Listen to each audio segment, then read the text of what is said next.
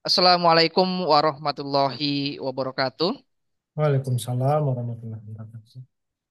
Yang kami hormati Bapak Profesor Dr.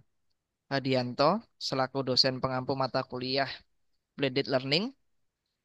Izinkan kami dari kelompok 2 untuk mempresentasikan materi diskusi kita pada pagi hari ini. Kami dari kelompok 2 beranggotakan Fibrika Rahmat Basuki, kemudian yang kedua Samsul Amri, yang ketiga Fajri Basriun, dan yang keempat adalah Egi Agustadi. Untuk sesi presentasi yang pertama, kami persilahkan kepada Bapak Fajri Basriun untuk mempresentasikan. Terima kasih Pak Fibri. Sama kita hormati Bapak Prof. Hadianto sebagai dosen pengampu mata kuliah pada pembelajaran bauran dan learning. Baik, yang pertama kita sebelum masuk kepada peran dan fungsi peran pendidik dan peserta didik, maka perlu kita ketahui dulu terkait dengan azas-azas pembelajaran. Yang mana di sini ada 5 azas pembelajaran.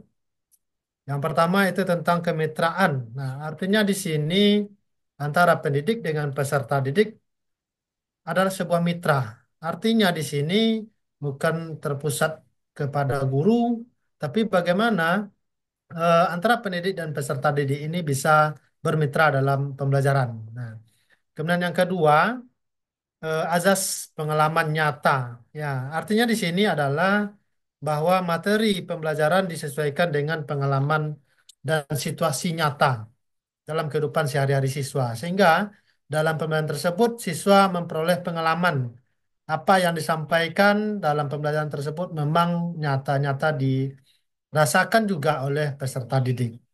Kemudian yang ketiga itu adalah kebersamaan. Artinya di sini adalah bahwa pembelajaran itu dilaksanakan melalui kelompok dan kolaboratif. Nah, terjadinya kolaborasi antara peserta didik dengan pendidik, terjadinya interaksi, terjadinya kebersamaan dalam pembelajaran. Kemudian yang keempat tentu azas yang keempat ada partisipatif, yang mana di sini setiap siswa tentunya harus dilibatkan dalam pengambilan keputusan. Nah, sehingga mereka merasa bertanggung jawab dengan apa yang dilaksanakan di dalam pembelajaran tersebut. Nah, maka dia juga sekaligus bertanggung jawab atas setiap kegiatan belajar yang dilaksanakannya. Nah, ini terkait dengan azas partisipatif. Nah, semua siswa berpartisipasi dalam pembelajaran sehingga merasa sama-sama memiliki tanggung jawab terhadap apa yang sedang dipelajari. Kemudian yang kelima azasnya itu adalah azas manfaat, yang mana di sini disampaikan bahwa materi pembelajaran itu disesuaikan dengan kebutuhan. Nah, dan memang memberikan manfaat untuk memecahkan permasalahan-permasalahan yang sedang dihadapi oleh siswa. Nah, tentunya ini memiliki eh, peserta didik merasakan manfaat yang diperoleh pada saat dia setelah selesai melaksanakan pembelajaran.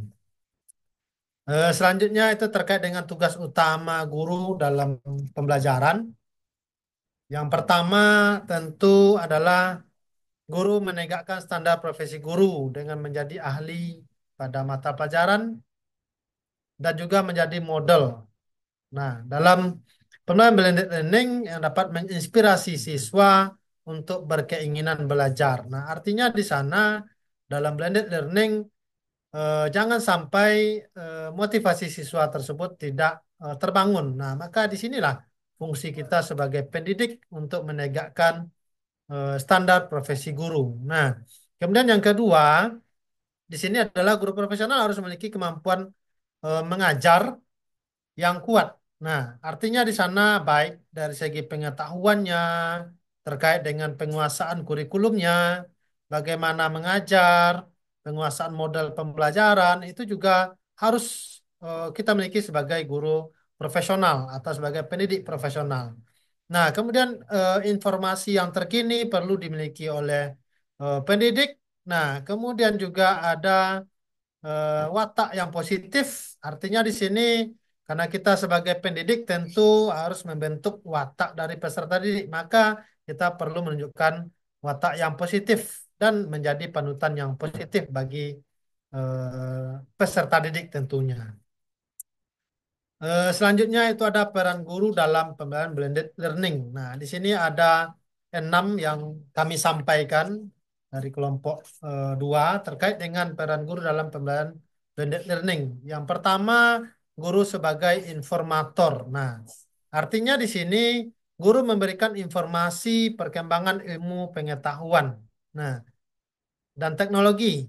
Nah, maka dalam pembelajaran blended learning ini dengan memanfaatkan apa? Dengan memanfaatkan media yang menunjang berlangsungnya kegiatan pembelajaran blended learning itu sendiri. Kemudian yang kedua itu adalah guru sebagai informator. Nah, di sini disampaikan bahwa pendidik meningkatkan keaktifan peserta didik setiap tahap proses blended learning.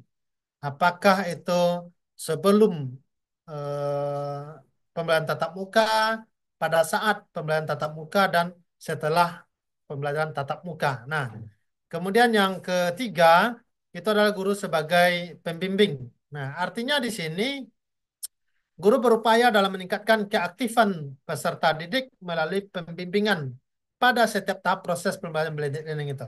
Jadi sebelum pembelajaran blended learning itu diberikan referensi yang harus dibaca oleh peserta didik.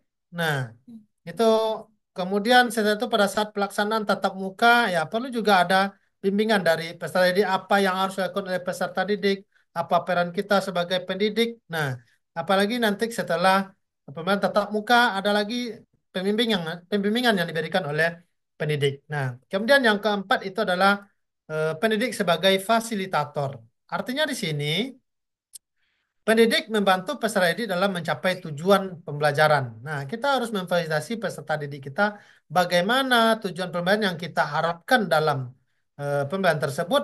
Nah, bisa dicapai oleh peserta didik kita. Nah, artinya di sini dengan memanfaatkan media dan teknologi, informasi dan komunikasi yang berkembang saat ini itu merupakan salah satu poin penting yang kita berikan sebagai fasilitator. Nah, kemudian ada yang kelima. Yang kelima itu adalah pendidik sebagai mediator.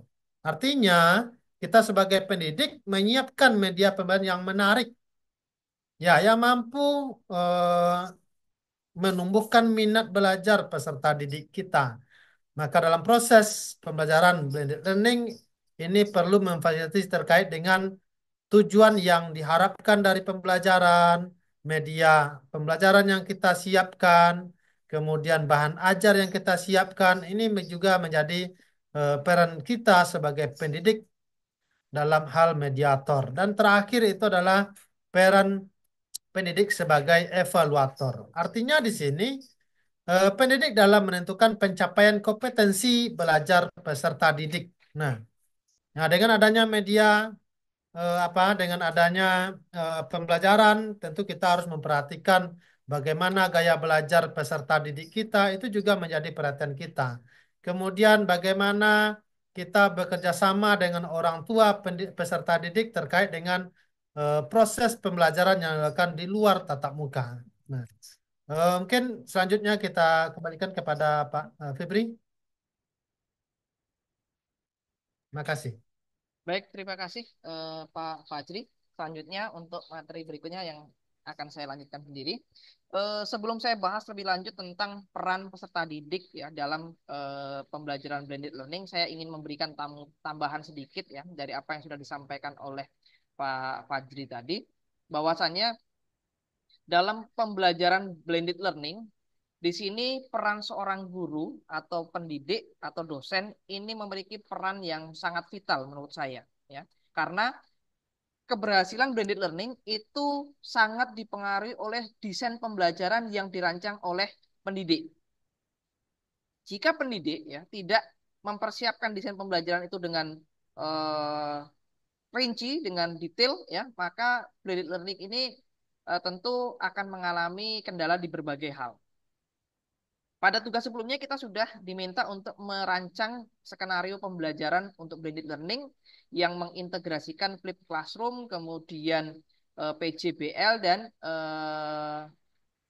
field Apa? study ya atau studi lapangan Field study. ya field study. Nah, Ya. di situ ya peran yang sangat penting yang harus dilakukan oleh seorang pendidik adalah pertama mendesain skenario ini Pak.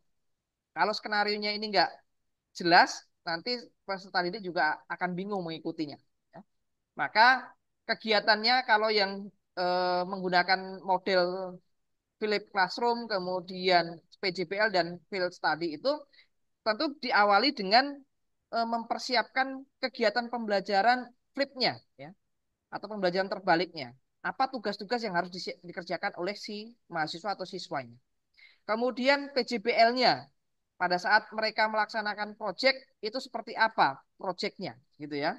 Kemudian field study-nya itu seperti apa tugas yang harus dikerjakan oleh si mahasiswa. Maka selain skenario adalah yang kedua adalah menentukan tugas dan tagihan yang harus dikerjakan oleh si siswa atau mahasiswanya. Sehingga setiap tahapan itu tagihannya jelas. Kemudian yang ketiga adalah mempersiapkan media pembelajaran yang digunakan. Baik itu pada saat flip ataupun pada saat project gitu ya. Apakah dalam bentuk medianya media simulasi tergantung program studinya atau mata pelajaran yang diampunya. Jadi media pembelajaran ini sebagai sarana penyampaian informasi gitu ya. Sehingga pembelajarannya akan menjadi lebih lebih menarik. Apakah nanti di dalam flip itu mahasiswa-siswa itu belajar melalui video pembelajaran terlebih dahulu, kemudian mereka melakukan simulasi atau mereka belajar dari sumber referensi, apakah jurnal, apakah itu dalam bentuk Hmm. materi handout gitu ya, dan lain-lain. Ini sangat penting ya. Tanpa itu maka pembelajaran blended juga tidak akan berkualitas. Kemudian yang berikutnya, selain media pembelajaran yang disiapkan adalah evaluasinya. Blended learning ini tentu tidak bisa apa, tidak bisa terlaksana dalam satu kali pertemuan. Ya, kemarin pengalaman saya menyusun dengan bantuan teknologi AI, ya, itu dirancang untuk 3 kali pertemuan, gitu ya. Kemudian kemarin kita juga lihat contoh skenario yang dikirimkan oleh Prof. Hadi juga itu dirancang untuk 3 kali pertemuan. Nah, tentu dalam proses ini perlu mempersiapkan alat evaluasinya, ya. Instrumen untuk mengevaluasi proses ini bagaimana? Nah, jadi peran 4 poin ini yang menurut saya sangat penting secara teknis harus dikuasai oleh pendidik supaya pembelajaran blended learning ini bisa berjalan. Nah, satu lagi yang perlu juga menjadi perhatian adalah pemanfaatan teknologi karena blended learning ini tidak bisa dikatakan sebagai blended learning kalau tidak menggunakan LMS gitu ya atau Moodle. Nah, maka sebagai pendidik itu juga harus menguasai teknologi bagaimana memanfaatkan LMS ya atau Moodle di dalam proses pembelajaran blended learning-nya. Nah, oleh sebab itu supaya pembelajaran blended learning ini bisa berjalan, tentu seorang pendidik harus memiliki kompetensi ya dalam pemanfaatan teknologi digital yang menunjang kegiatan blended learning. Itu tambahan saya terkait dengan blended learning. Yang berikutnya, selain peran pendidik, tentu keberhasilan pembelajaran bauran atau blended learning ini juga ditentukan oleh peran peserta didik. Jika rancangan pembelajaran sudah disiapkan dengan baik, teknologi sudah disiapkan, ya, kemudian tagihan tugas sudah disiapkan, media sudah ada, alat evaluasi sudah ada. Tapi kalau peserta didiknya ini juga tidak melaksanakan peran-perannya, ya, tentu pembelajaran blended learning juga tidak akan berjalan secara maksimal. Dalam proses pembelajaran blended learning, ini ada prinsip bahwa peserta didik itu akan belajar mandiri. Ya. Pendidik yang perannya sebagai fasilitator, ya, maka peserta didik yang nantinya akan lebih aktif ya untuk menggali informasi dari berbagai sumber, termasuk sumber-sumber yang sudah disediakan oleh pendidik, gitu ya. Dalam kondisi ini, peserta didik memiliki keleluasaan dalam hal waktu Ya, peserta didik tidak perlu hadir di tempat eh, kuliah atau tempat sekolah, tapi mereka bisa belajar di manapun. Kemudian, dalam proses pembelajaran blended learning ini, peserta didik juga perlu aktif dalam berdiskusi, bertanya, gitu ya, apakah itu kepada pendidik ataupun sesama rekan. Dalam blended learning, pembelajaran ini akan mendorong siswa atau peserta didik ya untuk terus mengikuti proses pembelajaran dan kemudian dapat meluangkan keberhasilan guru dan peserta didik dalam pembelajaran, di mana siswa itu dapat berinteraksi baik itu melalui chat ataupun komentar yang ada di platform digital yang telah disediakan, ataupun nanti bisa juga berdiskusi, bertanya ya, itu pada saat pembelajaran tatap mukanya gitu ya. Jadi ada kesempatan yang terbuka di sana. Next. Kemudian dalam pembelajaran blended learning tentunya partisipasi aktif peserta didik ini sangat sangat penting. Kenapa saya katakan demikian? Kalau dalam proses blended learning ini peserta didiknya itu tidak aktif ya, tentu ya pembelajaran tidak akan berjalan gitu ya. Maka partisipasi dalam pembelajaran blended learning ini sangat sangat dibutuhkan. Ketika tugas sudah diberikan ya melalui LMS, tentu si peserta didik harus segera membuka, kemudian mempelajari ya, mengerjakan tugas-tugas dan mempersiapkan luaran yang harus disiapkan untuk pembelajaran secara mandiri melalui flip classroom-nya. Kemudian dalam penyelesaian tugas-tugas tadi tentunya si peserta didik juga dapat berinovasi ya, kemudian mengembangkan kreativitasnya dalam apa? Dalam proses belajar maupun menghasilkan karya-karya dari proses belajar yang sudah dilaksanakan. Saya kira itu untuk materi berikutnya akan dilanjutkan oleh Pak Samsul Amri. Silakan, Pak. Baik, terima kasih atas kesempatannya yang terhormat Profesor Hadianto selaku dosen pengampu.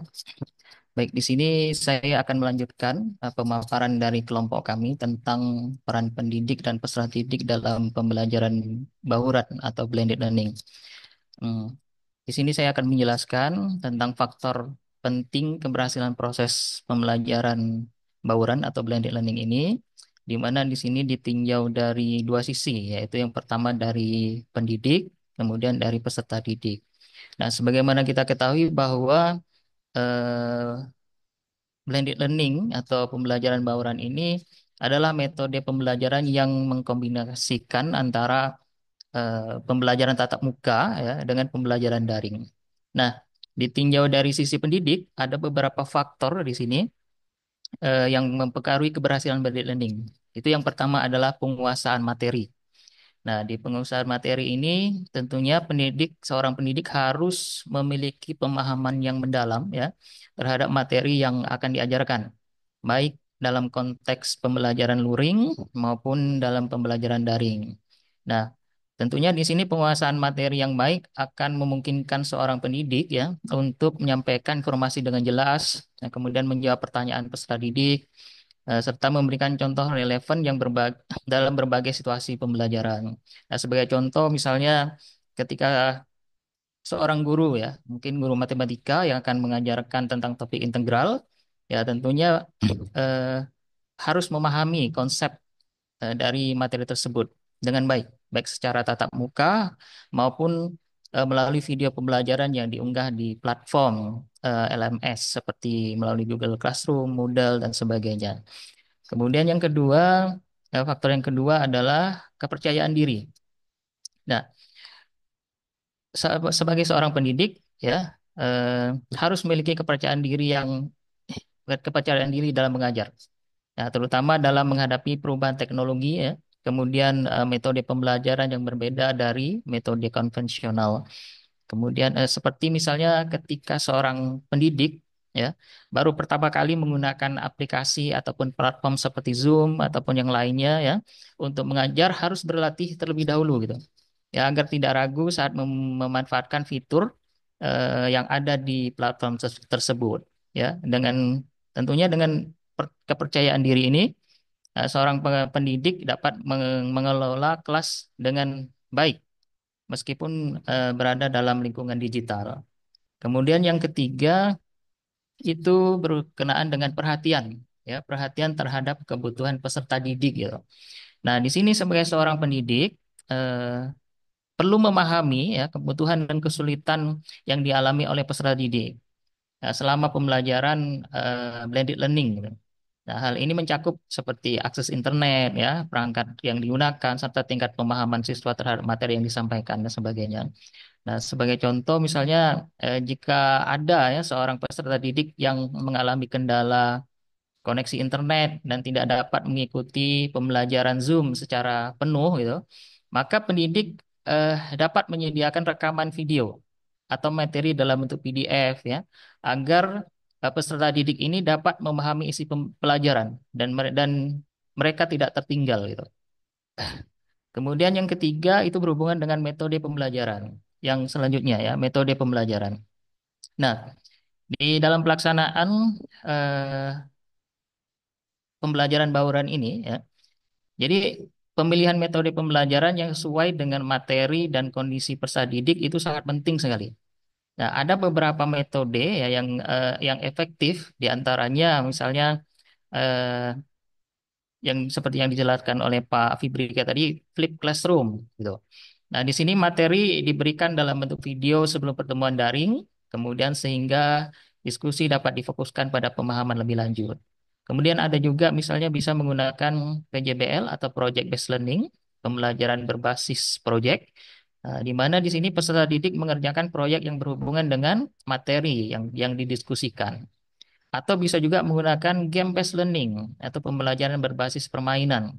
Nah, di sini bisa menggunakan kuis interaktif seperti menggunakan Kahoot, ya, kemudian ada Quizzes. Eh, ya, ini untuk meningkatkan keterlibatan peserta didik di dalam proses pembelajaran blended learning ini. Kemudian yang kelima itu berkenaan dengan interaksi dan komunikasi jarak jauh antara pendidik dengan peserta didik. Nah, tentunya dalam proses belajar pembelajaran ini ya, komunikasi yang baik antara pendidik dan peserta didik itu sangat berpengaruh dalam proses pembelajaran blended learning ini.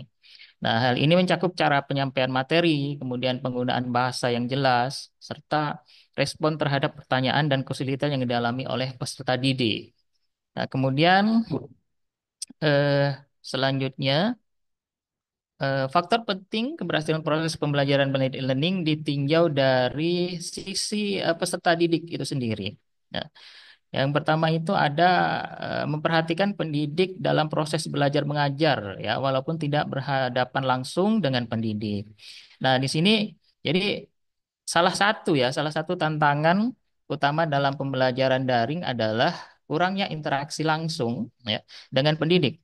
Nah, oleh karena itu peserta didik harus memiliki disiplin diri, kemandirian belajar gitu ya, agar tetap fokus pada materi yang disampaikan, baik dalam pertemuan daring maupun dalam pembelajaran mandiri. Nah, kemudian selanjutnya ini berhubungan dengan peran keluarga dalam mendukung proses pembelajaran.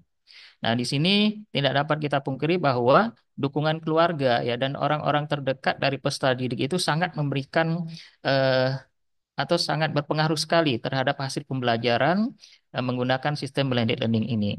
Nah, di mana nanti orang tua atau orang-orang dekat gitu kan bisa menyediakan lingkungan belajar yang kondusif, yang nyaman gitu kan. Kemudian mengatur jadwal anak atau peserta didik ya, memberikan motivasi serta memastikan bahwa peserta didik memiliki akses ke perangkat dan koneksi internet yang memadai. Nah, ini peran dari keluarga dalam mendukung proses pembelajaran.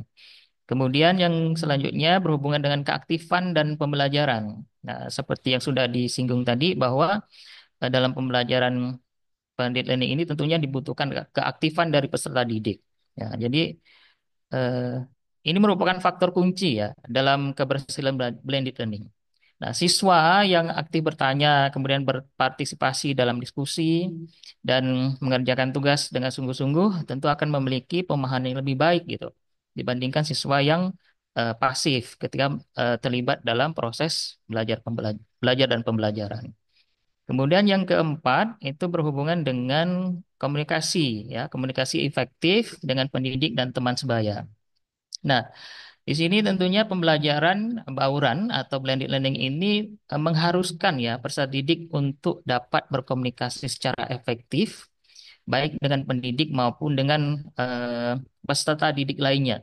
Nah, komunikasi yang baik akan membantu dalam memahami materi dan juga menyelesaikan tugas-tugas. Jadi ketika mereka ada kesulitan ya, kendala dan sebagainya, mereka bisa tetap berkomunikasi dengan pendidik maupun dengan teman kelas mereka. Kemudian yang kelima ya partisipasi aktif dalam pembelajaran dan pengaruhnya terhadap pemahaman materi. Ya tentunya di sini ketika peserta didik dilibatkan secara aktif dalam pembelajaran, ya, mereka akan lebih mudah ya memahami dan mengingat materi yang diberikan. Baik, selanjutnya ini ya hal yang perlu dilakukan oleh sekolah gitu ketika ingin melaksanakan pembelajaran blended learning ini. Jadi untuk memastikan implementasi ya dari pembelajaran bauran atau blended learning ini ya, agar efektif kemudian berjalan dengan baik ya sekolah harus mempersiapkan beberapa aspek. Ya, yang pertama adalah menyiapkan sistem manajemen pembelajaran yang terorganisir. Nah, di sini eh, LMS ya, kita menggunakan LMS seperti itu. Melalui LMS ini ya digunakan untuk mengelola materi pembelajaran, kemudian tugas, ujian, ya, serta interaksi antara pendidik dan peserta didik. Nah, LMS yang baik itu tentunya harus mudah digunakan, terstruktur dan dapat mendukung pembelajaran secara efisien. Nah, di sini pihak sekolah dapat melakukan beberapa langkah dalam hal ini. Yang pertama, misalnya memilih LMS yang sesuai dengan kebutuhan sekolah, ya, seperti Google Classroom, kemudian Moodle atau Microsoft Teams atau Schoology, ya, dan sebagainya. Kemudian yang kedua, menyediakan panduan penggunaan LMS itu sendiri, baik untuk peserta didik, ya, untuk pendidik, ya, maupun untuk orang tua. Nah, kemudian yang ketiga, mengelola akses dan akun pengguna, ya, dengan baik, ya, agar siswa, ya, setiap siswa memiliki akun yang dapat digunakan secara efektif. Kemudian yang keempat, ya, menyusun sistem penjadwalan dan evaluasi pembelajaran yang jelas dalam LMS. Kemudian yang ketiga, hal yang harus dilakukan oleh pihak sekolah, hal kedua adalah menyiapkan pembelajaran yang sinkron dan interaktif. Nah, di sini sebagaimana kita ketahui, dalam pembelajaran blended learning ini terdiri dari dua jenis ya. Ada synchronous learning sama asynchronous learning. Nah, di mana kalau synchronous learning itu adalah pembelajaran yang dilakukan secara langsung atau real time. Ya, seperti melalui Zoom ya, Google Meet ataupun Microsoft Teams ya. Kemudian kalau asynchronous learning itu pembelajaran yang tidak memerlukan interaksi secara langsung ya, seperti menonton video pembelajaran, membaca materi dan mengerjakan tugas secara mandiri. Nah, di sini pihak sekolah dapat melakukan beberapa langkah terkait dengan ini. Ya, yang pertama itu misalnya membuat jadwal pembelajaran yang mencakup sesi sinkron dan asinkron secara seimbang. Ya. Kemudian mendorong penggunaan metode interaktif seperti kuis daring, bisa menggunakan Kahoot atau Quizizz. Nah, kemudian ada diskusi forum atau proyek kolaboratif dan lain sebagainya. Kemudian menggunakan multimedia yang menarik, ya, bisa menggunakan video, animasi, dan sebagainya, ya, untuk meningkatkan keterlibatan siswa dalam pembelajaran. Kemudian mengoptimalkan ya fitur interaktif dalam platform seperti breakout rooms ya dalam Zoom untuk diskusi kelompok ya. Nah, tentunya ini harus dipersiapkan oleh sekolah. Nah, kemudian yang ketiga adalah meningkatkan kemampuan guru dalam menyiapkan materi dan keterampilan teknologi. Nah, berkaitan dengan hal ini, ada beberapa langkah ya yang bisa dilakukan oleh pihak sekolah. Misalnya mengadakan pelatihan ya bagi guru dalam menggunakan LMS dan platform pembelajaran daring. Nah, kemudian bisa memberikan bimbingan teknis dalam pembuatan konten digital ya seperti media pembelajaran, infografis dan presentasi interaktif. Atau misalnya ya ini mendorong guru untuk menerapkan metode pembelajaran inovatif ya seperti tadi misalnya flip classroom, project based learning atau game based learning. Kemudian mengembangkan komunitas guru untuk saling berbagi pengalaman dan praktik terbaik dalam blended learning.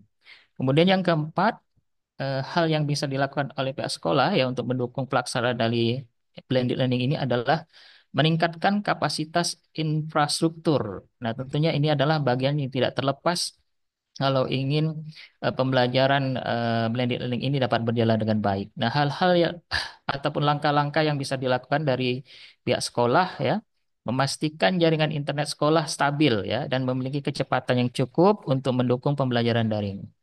Itu yang pertama. Kemudian yang kedua, menyediakan perangkat seperti komputer atau tablet di laboratorium sekolah. Nah, ini untuk memfasilitasi dan bisa digunakan oleh peserta didik yang tidak memiliki akses di rumahnya.